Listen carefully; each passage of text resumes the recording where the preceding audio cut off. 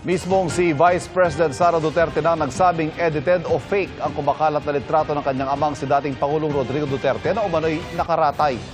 Nakatutok si Bernadette Reyes. Unang-una, nag-hearing, nandun ako, walang kahit isang tanong. Ngayon, may impeachment trial, tapos magdi-discuss ako noon sa labas ng impeachment trial. Pag wala ng ibang venue, saka ako magsasalita. My explanations will be in my own time, hindi sa panahon kung kailan gusto ng mga members of the House of Representatives. Ito ang sagot ni Vice President Sara Duterte sa mga batikos ng mga kongresista kung bakit ngayon lang siya sumasagot kaugnay sa issue ng confidential funds.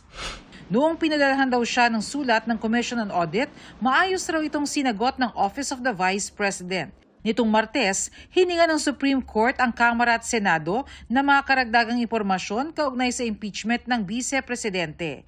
Nauna nang kinumpirma ni House Secretary General Reginald Velasco na natanggap na nila ang notice mula sa Korte Suprema.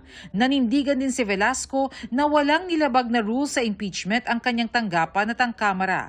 Sagot ng Vice, sumagot na lang siya sa Supreme Court. Nagtanong na ang Supreme Court doon sa mga questions na sa tingin nila may irregularity. So wag siya sumagot sa atin. Hindi naman tayo nagtatanong. Doon sa Supreme Court siya sumagot. Siniguro din ng Vice na maayos ang kalagayan ni dating Pangulong Duterte. Meron pong nagpadala sa akin ng photo na mukhang nasa hospital bed si dating Pangulong Rodrigo Duterte. Hindi totoo yung photo na yon. Malamang edited yung photo na yon. Ibang pasyente yon.